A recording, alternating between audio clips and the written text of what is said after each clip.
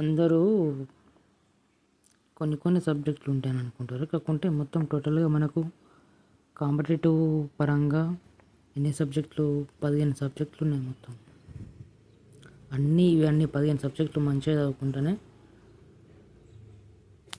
మనకు full marks అయినా కానీ ఆల్మోస్ట్ అన్నీ క్రాక్ చేయగలుగుతాం ఎగ్జామ్ పాయింట్ ఆఫ్ వ్యూలో. నేను రాస్తా చూడండి.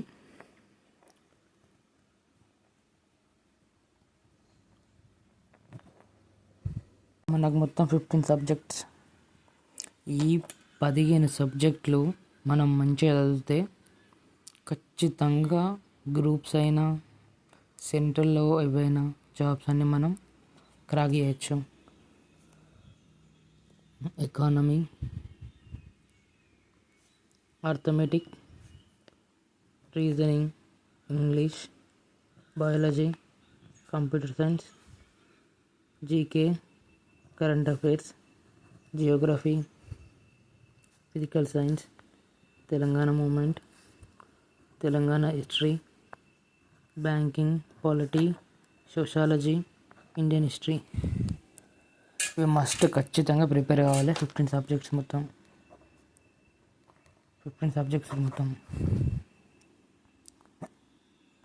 ముందు వీడియోలలో నేను అన్నిటి గురించి డీటెయిల్గా ఎక్స్ప్లెయిన్ చేస్తా.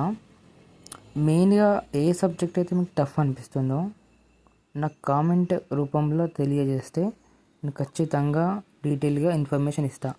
ఆల్మోస్ట్ అందరూ ఇండియన్ హిస్టరీ అని, ఎకానమీ, సోషాలజీ ఇవన్నీ బోరింగ్ సబ్జెక్ట్ అనుకుంటారు. మెయిన్గా ఇండియన్ హిస్టరీ అయితే చాలా టఫ్ సబ్జెక్ట్, అసలు అర్థమే కాదు అది అని అనుకుంటారు. కానీ దాన్ని మనం విజువలైజ్ చేసుకుంటూ చదువుకుంటే, ఒక స్టోరీ లెక్క చదువుకుంటే చాలా బ్రహ్మాండంగా ఉంటుంది. నేను చెప్తా ఎలా చదవాలి ఏం కథ అనేసి చెప్తాను నేను ముందు వీడియోలలో. కానీ మెయిన్గా మీకు ఏవేవి కావాలో నాకు చెప్తే నేను ఆ వీడియోస్ అప్లోడ్ చేస్తాను. నేను ఇప్పుడైతే అర్థమెటిక్ అప్లై చేస్తున్నా. షార్ట్స్ కట్స్ మెయిన్గా మనకు ఎగ్జామ్లో ఎంత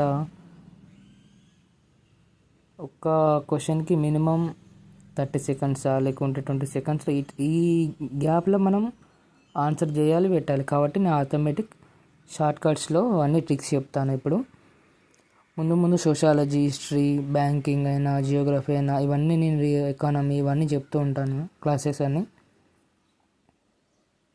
ఎట్లా అంటే మనకు వాళ్ళు చూస్తే స్టోరీ గుర్తుకు రావాలి, ఆ విధంగా చెప్తాను నేను. ఓకేనా అండి?